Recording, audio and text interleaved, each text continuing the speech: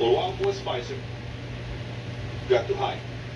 This is a question that we are all asking after we found out that the CEO of Pfizer, Berbola, pulled out. The interesting thing is, a few weeks ago, the CEO of Moderna, we were criticizing these pharma companies, for being or for lacking transparency. But at least the CEO of Moderna had the courage, I would say, to come and answer questions. Yeah, he did not answer all the questions that we asked, but at least he was present here and was faced with all these questions that all of my colleagues asked.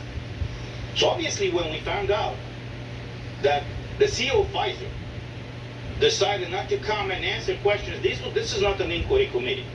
So he was not bound by law to come, and he was not on record, he was not facing any criminal punishments in case he's lying in front of this committee. But even in that case, he refused to come and answer some concrete and specific questions. Questions that I think all of us and all of you have. And the first question is, what exactly in these contracts? What are they hiding exactly? I mean, in the previous press conferences, I showed you some of the pages, from these contracts. This is how they were disclosed to us, and to the public, and to the press. Obviously, after some of us and some of the brave journalists asked, what are the contracts signed between the European Commission and these pharmaceutical companies? So this is how they disclose the contracts. Over 100 pages. Every contract with Pfizer, with Moderna, tens of pages of those contracts were blacked out. So yesterday when we asked, I was the one asking, and some of my colleagues asked, when are they going to fully release these contracts? The representative of Pfizer, who was sent to replace the CEO of Pfizer, said that they can't fully disclose these contracts because they have some commercial secrets over there, and they have to protect their interests. Now I'm asking you, what about the interests of our people? What about the interests of the Europeans, whose money was spent, or wasted, I would say now, to buy these medical products that are not providing what they were marketed for? Because what we found out yesterday, when one of my colleagues asked if they tested, in this case Pfizer, if Pfizer tested, if their medical product is stopping the spread of the virus, we were shocked to find out yesterday that they haven't tested their vaccine to see if it's stopping the spread of the virus.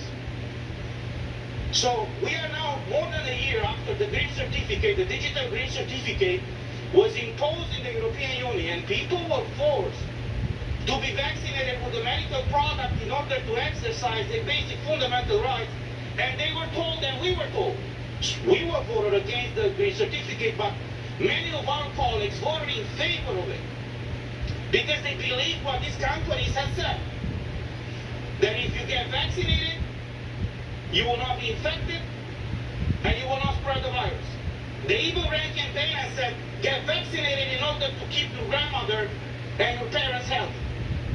And we find out now, after more than a year, that when they requested the special marketing authorization, they haven't tested the vaccine to see if it's stopping the spread of the virus. So I'm asking again, what are they going to hide? What do they hide exactly? Why aren't they transparent with their medical product? We heard yesterday, I was shocked. Because Pfizer used this opportunity just to do a PR campaign. And even lecture us, why are we asking this and not asking that? Who are they to question us? What kind of question do we ask? We are elected by the people, for the people, not they. And they are supposed to answer all these questions, which they have not. There's another. What has